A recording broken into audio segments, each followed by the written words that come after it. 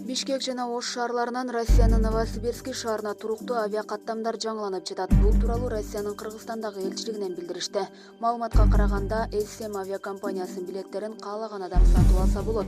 Учактар Бишкек Новосибирский багыты менен жума күндөрү, Ош Новосибирский багыты менен бейшемби күндөрү учат. Эске салсак, буга чейин аптасына бир ирет Бишкек Москва багыты менен Аэрофлот жана авиатрафик компанияларынын учактары каттап жаткан. Аталган өлкөгө баруунун дагы бир жолу атайын уюштуруп жаткан чартердик каттамдар. Алар менен төмөндөгүдөй кырдаалда кетсе болот.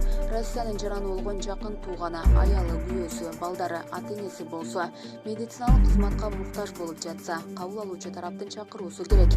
Кандайдыр бир мамлекеттик программага катышып жатса, Россияда туруктуу жашоого уруксаты болсо, сүйлөшүүлүгө тартипке ылайык Россияга бара жатканда кыргызстандыктардын колунда ПЦР тесттен ооруган эмес деген жыйынтыгы болушу шарт.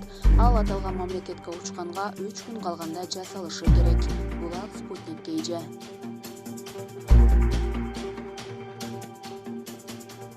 Бүгүн АКШда президенттик шайлоо өтөт. Бүгүн 3 ноябрь Кошмо Штаттарда президенттик шайлоо өтөт. Бул жолу мамлекет башчылыкка азыркы президент Дональд Трамп жана мурдагы вице-президент Джо Байден атсалышууда.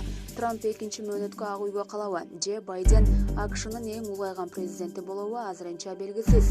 Кечээ Огайо штатында эл менен жолугушууда Байден эртең биздин элди экиге бөлүп турган президенттин мөөнөтү соңуна чыгат деп белгилеп, Трампту уят болгон жана алсыз саясатчы деп атады. Ал эми Трамп Түндүк Каролинада шайлоочулардын алдында сүйлөп жатып, Байденди колдогондор элдин оозун жаап, баарыңарды жазалагысы келип турган коммунисттерге, социалисттерге, эки жүздүү бай либералдарга жол ачып берет деп айтты. Булак Азаттык.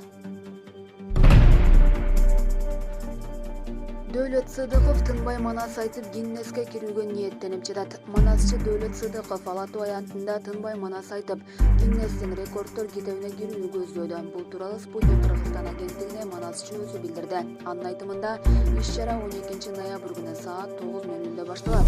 Муну менен элди ынтымакка, биримдикке чакыргыбыз келди. Ошондой эле негизги максатыбыз Гиннестин рекордтор китебине кирүү. Буга чейин манасты 12-13 саат тынбай айтып жүргөм. Мында дагы демдин жетишинче, алдын келишинче узак убакытка чейин айтканга аракет кылам. Бул иш-чаранын өзгөчөлүгү манасты эс албай, тамактанбай, ордумдан жылбай айтам. Ошонусу менен рекордтор китебине катталат, деди Сыдыков. Ал калоочулардын бардыгы аянтка келип манас укса болоорун айтты. Ошондой эле өлкөдө буга чейин мындай иш-чара болбогонун белгиледи. Булак Спутник KG.